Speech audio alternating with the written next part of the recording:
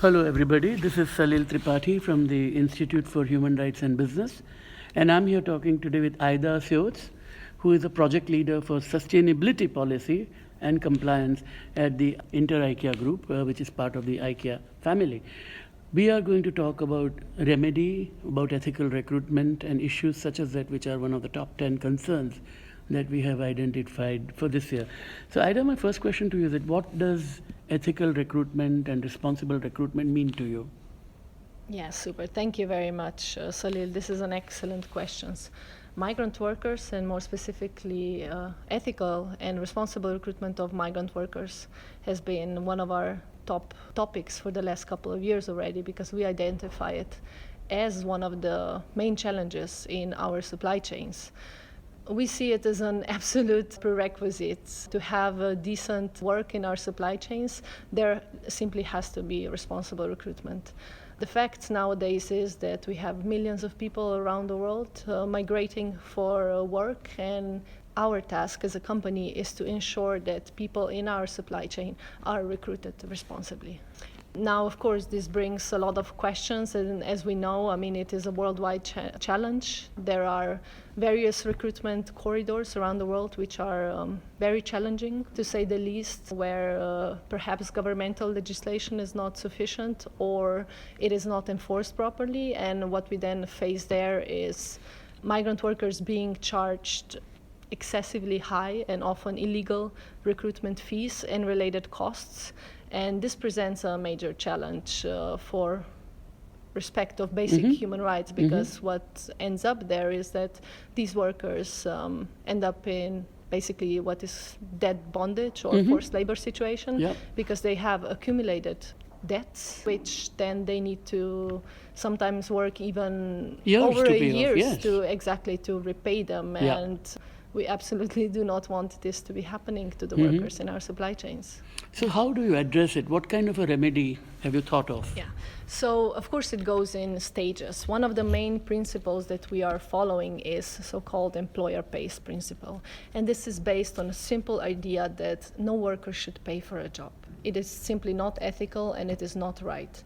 But this is unfortunately a reality now in many places around the world. So what we're trying to achieve is that the actual employer is the one who covers the recruitment fees and costs. If you as an employer cannot find a local labor force and you need to look abroad for it, it is up to you. It is your business cost to bring workers. It's not the workers the one who should pay to come to work to you. So this was one of our first steps, was to include this policy in our code of conduct and to work with our suppliers. At the same time, I need to stress very clearly that this is by far not an easy task. We're talking about a very complex process of international recruitment, where you might be facing different legislations. Each corridor has its own specifics. Each recruitment sector in the countries, they're working in a different way. There are different traps or different tricks and so on. So it's very, very important to know the corridors in detail. So this is also why we understand we cannot place too high of a requirements on our suppliers from the very beginning. So what we are working on, and we have just currently launched a new approach within IKEA with our suppliers on responsible recruitment, where we are really training in depth our suppliers on how to handle recruitment in a responsible way, because you need to know how to talk to the recruitment agencies, what are the tricks that you need to address, how the proper contract for responsible recruitment with the recruitment agency looks like, and so on, because this is usually where the challenges then happen. It's not with our suppliers. They might now have a very best intention to recruit ethically, but there are perhaps 4 different actors in this, in both country of origin and country of destination, that are having a big effect on this process.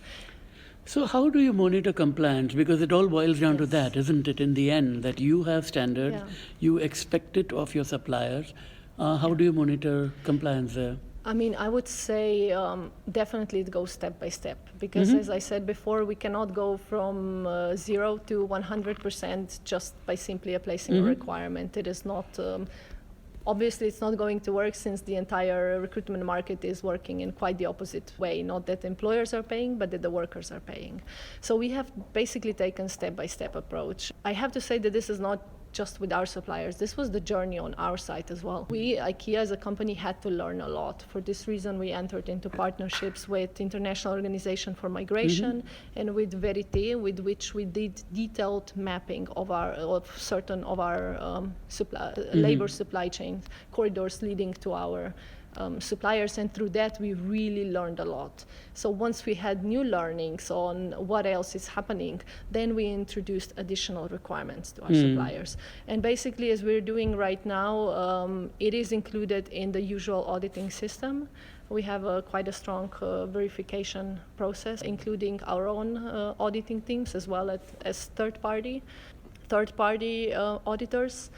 But I would, at this point out one more significant thing when it comes to verification of it is fundamentally different from any type of verification that we have done until now. Because until now we have been dealing with the things that happen at our supplier at the present time at the facilities of our suppliers. And the auditor came and the audit happens. But what we are actually trying to verify here is what happened to the workers or to the candidates in another country, done by other actors, and now in the present moment we are trying to verify something that took place in another country in the past. So it does require some adjustment from our side as well, because this is not your typical verification method, for instance, that you can, as an audit. You need much more in-depth knowledge, and there are multiple countries involved. Already one basic challenge that occurs is simply that auditors usually speak the local language and migrant workers come from elsewhere. You know, do we have the support and auditors that are able to actually speak to migrant workers to conduct proper interviews with them? And there's a lot more, and then it comes to the recruitment agencies, because a lot happens there and most of the fees and costs get charged there. So this is a further step where we need to have a look at in the verification.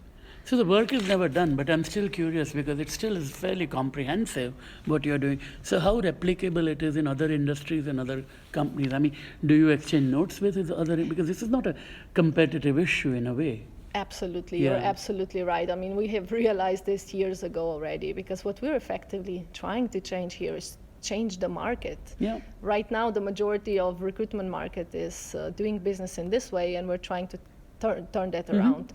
We are certainly, I mean, one could think that, yes, of course, you're a global corporation, you have a big influence, but we are actually, even just by influencing our suppliers and our supply chain, we're still a drop in the ocean. So we realized very early on that we will need here multi-stakeholder engagement. And luckily, after a couple of years, we can say that it's really happening on many levels, and we are very, very happy to see this. Today is a fact, no matter in which sector you work, in which country, or if you have migrant workers, or maybe if you don't know that you have them, I could say that almost, I am almost certain that every single major company is affected by this issue. They might not know about it, but they are. And this is one of the reasons why we were also very keen on in connecting in so-called leadership group for responsible recruitment, which was launched now more than a year ago, in which we have joined with some of the other big companies, and we have, of course, Institutes for Human Rights and Business leading it, and we have IOM and Verite and so on, some great partners in it, and together we have committed to implement employer-based model or principle within our supply chains in the next 10 years, and also, very importantly, we have committed that we will together advocate for it. Because really, we need to join forces if we want to change the way our collective market action works. is the way forward. And at the same time, I have to give credit also to the other organizations doing great job and we are all very aligned, I have to say. It's very beneficial.